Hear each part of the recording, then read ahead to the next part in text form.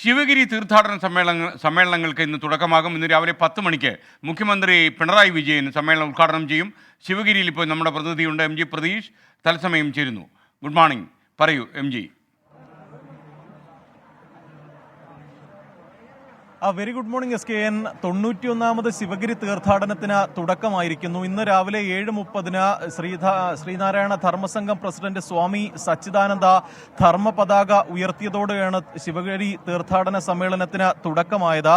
അല്പസമയത്തിനകം തന്നെ ഈ തീർത്ഥാടന സമ്മേളനം മുഖ്യമന്ത്രി പിണറായി വിജയൻ ഉദ്ഘാടനം ചെയ്യും. മുഖ്യമന്ത്രി ശിവഗിരിയിൽ എത്തിയിട്ടുണ്ട്. നിലവിൽ ഗസ്റ്റ് ഹൌസിലാണ്. അല്പസമയത്തിനകം തന്നെ ഈ പ്രധാന വേദിയിലേക്ക് മുഖ്യമന്ത്രി എത്തും. ഇന്നും ഇനി വരും ദിവസങ്ങളിലും ശിവഗിരിയിൽ തീർത്ഥാടകരുടെ ഒഴുക്കായിരിക്കും. ഈ തീർത്ഥാടന കാലം ആരംഭിച്ചത് മുതൽ വലിയ തരത്തിലുള്ള തീർത്ഥാടകരുടെ തിരക്ക് ഈ ശിവഗിരിയിലേക്ക് എത്തുന്നുണ്ട്.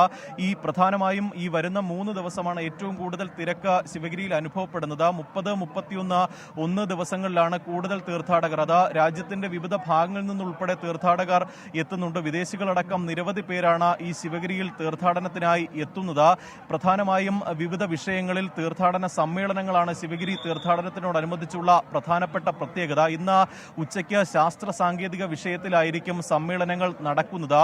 ഇതിൽ പ്രധാനമായും ISRO ചെയർമാൻ S സോമനാഥ് ആയിരിക്കും ഇതിൽ പ്രധാനമായും പങ്കെടുക്കുന്നത്. ഡിജിറ്റൽ സർവകലാശാല VC അടക്കം ഈ സമ്മേളനങ്ങളിൽ പങ്കെടുക്കുന്നുണ്ട്. മുഖ്യമന്ത്രി 10 മണിക്കാണ് ഇത് ഔദ്യോഗികമായി സമ്മേളനം ഉദ്ഘാടനം ചെയ്യുന്നത്. രമേശ് ചെന്നിത്തല അടക്കം മറ്റ് പ്രമുഖ വ്യക്തികളൊക്കെ തന്നെ ഈ തീർത്ഥാടന സമ്മേളനത്തിന് എത്തിയിട്ടുണ്ട്. നാളെയാണ് മഹാസമ്മേളനം ശിവഗിരിയിൽ നടക്കുന്നത്.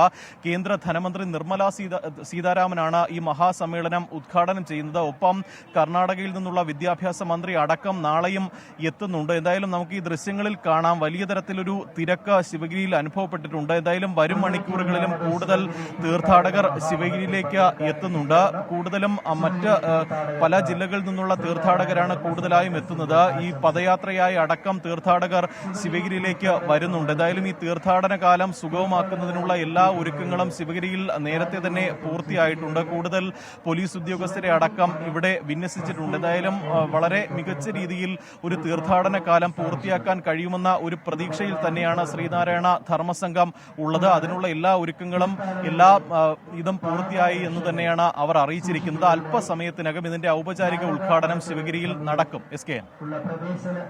ശിവഗിരിയിൽ MG പ്രതീക്ഷാണ് വിവരങ്ങൾ നൽകിയത്. 24 അഞ്ചിന്റെ വജ്രത്തിളക്കം.